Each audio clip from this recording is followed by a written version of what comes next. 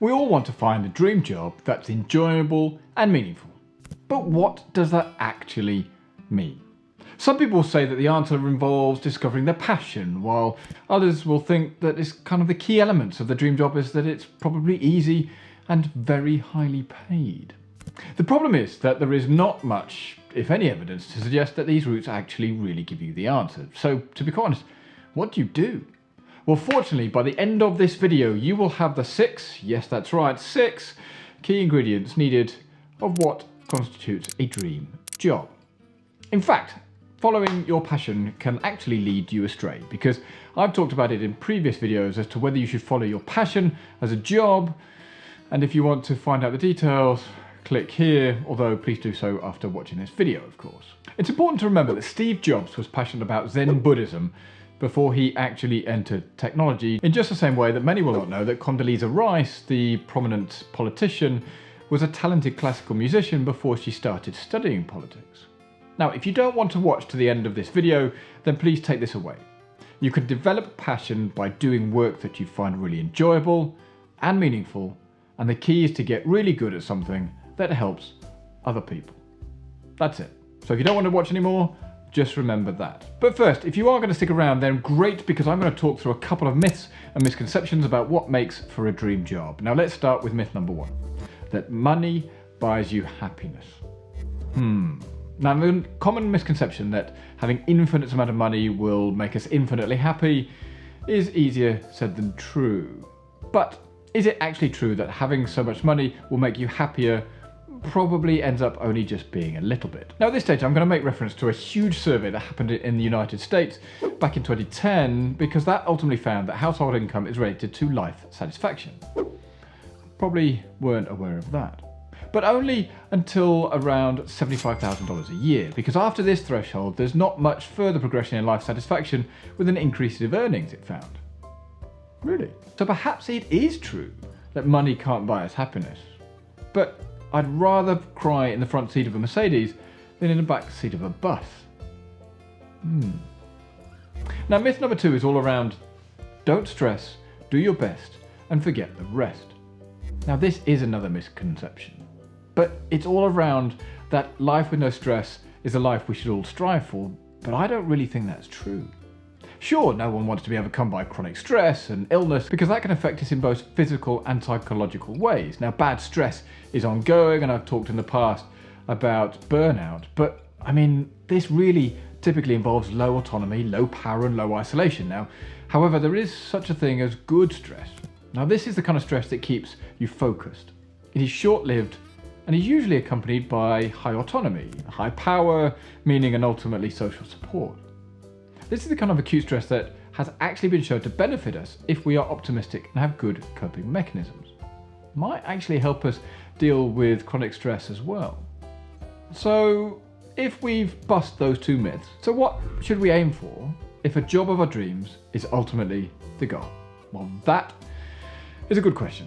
It really boils down to what makes it our dream job. There are inevitably many parts to this, but thankfully the team at 80,000 Hours have distilled it into 6 key ingredients. So much so that I went out and I bought the book.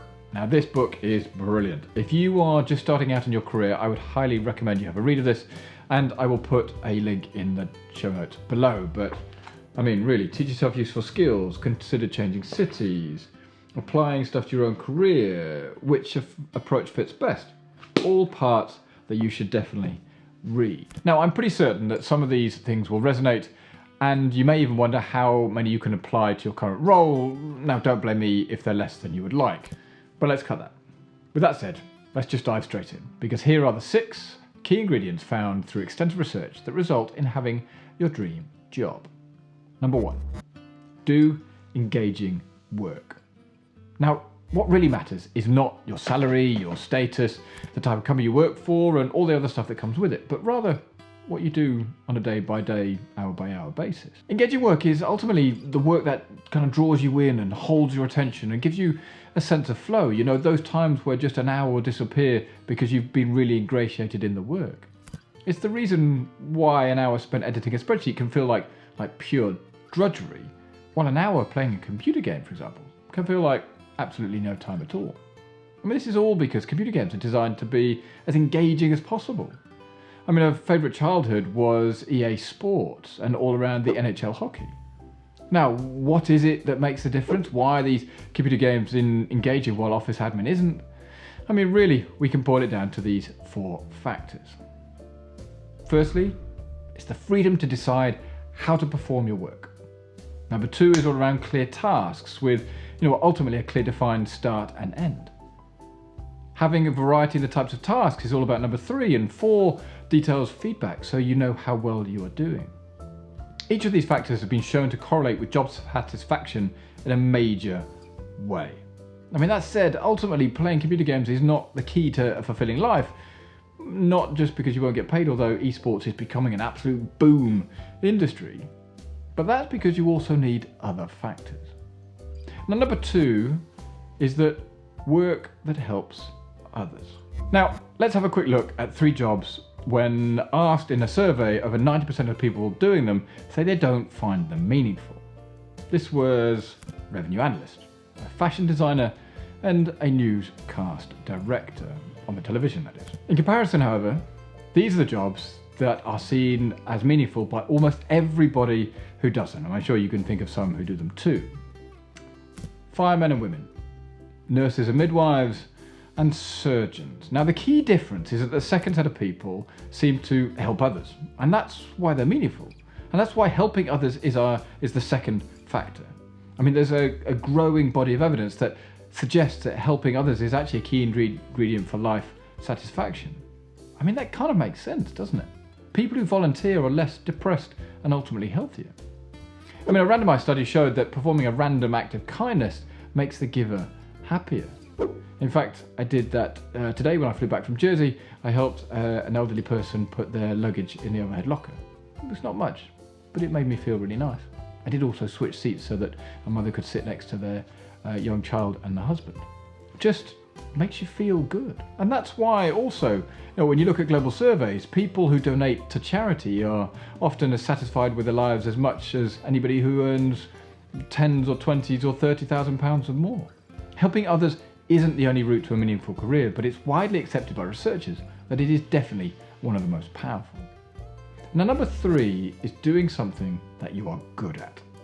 Being good at your work gives you a sense of achievement, and a key ingredient of life satisfaction, as discovered by those scientists, those brain boxes, is positive psychology. Now, it's all about giving you the power to negotiate for the components of another fulfilling job, such as the ability to work on meaningful tasks, undertake engaging tasks, and earn fair pay. If people value your contribution, you can ask for these conditions in return. That's why I say if you become good at something, the money will come. For both reasons, though, skill ultimately trumps interest. So even if you love art and you pursue it as a career but aren't good at it, you'll probably end up doing really boring graphic design work for companies that you probably don't give a shit about. But that's not to say that you shouldn't do work that you're already good at, because however, the potential to get good at it is ultimately what will help drive you to get there. Now, number 4 is around supportive colleague. Because it goes without saying that ultimately if you hate your colleagues and you work for an absolute dick of a boss, you're not going to be satisfied. Since good relationships are such an important part of having a fulfilling life, it's important to be comfortable and become friends with at least a couple of people at work. And this probably means working with at least a few people who are similar to you. However, you don't need to become friends with everybody, and to be quite honest, I wouldn't expect you to do so, because research shows that even the most important factor is whether you can get help from your colleagues when you run into problems. I mean, we all need somebody that you could pick up the phone to and say, I really need a hand. People who are disagreeable and different from yourselves can be the people who give you the most useful feedback, provided they care about your interests. This is because they tell it like it is, and ultimately have a different perspective. I mean, Professor Adam Grant calls these people disagreeable givers. Now, check out Adam Grant. I'll put a link in the description below to his books, because they are brilliant, especially check out his podcast. But when we think of the job of our dreams, we usually focus on the role. But who you work with is also just as important. A bad boss can ruin a dream position, while even boring work can be fun if done with a friend. So when selecting a job, will you be able to make friends with someone in the workplace? And more importantly, does the culture of the workplace make it easy to get help, give feedback, and work together. Now, number 5 is around little or lack of major negatives. Well, to be satisfied, everything needs to be important. But you also need to have the absence of things that make life and work unpleasant, because, well, that would obviously just be shit. Some of the following can help lead to job dissatisfaction, and I'm sure you can identify with some of these. So let's think a long commute, especially if it's over an hour, add double if it's by bus. Very long working hours. I mean, pay you feel is just quite simply unfair. Job insecurity. I know some of these sound obvious, but people often overlook them. The negative consequences of a long commute can be enough to outweigh many other positives, especially in the world that we live in and hybrid working. If you are being forced to go to an office 5 days a week, but you just don't want to do that 90-minute commute each way and you're doing it for a job that you don't enjoy, chances are it's not going to be the job of your dreams, and I don't think you're going to stick it out very long. Because number 6 is around work that ultimately fits in with the rest of your life. You don't have to get all of the ingredients from a fulfilling life, all from your job, because it is possible to find a job that pays the bills and excel in a side project, or to find a sense of meaning through philanthropy or volunteering, or to build great relationships outside of work. I mean, it's easy to see, but if you've got things to keep you happy, keep you motivated, it doesn't all need to be through a job. Finding that balance between work and life, I guess, is ultimately what it's all about. If you have a really good job and you enjoy it, and you've got a side hustle or you've got a hobby that you want to build out, this is all building towards having the ingredients to give a fulfilling life and ultimately create a job of your dreams. I mean, this last factor, number 6, it's about a reminder to consider how your career fits in with the rest of your life. Does it help you move towards your goals, or does it feel like you're constantly butting up against it? If you don't have time to work on a side hustle because your job is just too full on and you're doing work you don't enjoy, is it worth looking at making a change? Now, in summary, in case you missed all the details or you skipped straight to this bit, well, naughty you, but here is a quick recap of the 6 ingredients you will need to look for in a dream job. Number 1, work you are good at. Number 2, work that helps others. Number 3 is all about engaging work that lets you enter a state of flow. 4 is supportive colleagues. 5 is lack of major negatives. And 6 is a job that fits into your personal life. So there you have it. I mean, 6 key ingredients you need to have in your dream job. I mean, they're not rocket science. We could probably have put them down if we'd really thought about it, but let's not romanticize the complexity of working life. Some jobs might just suck for a while, but the key is to do what contributes, get good at it, and then help others. And if you can become really good at your work, the other factors will be taken care of. This is not a newfound idea. Even the Buddha proposed ideas like this. And that's it. If you like this video, I would highly recommend this one here, where I ask the question as to whether you should do a job that you love.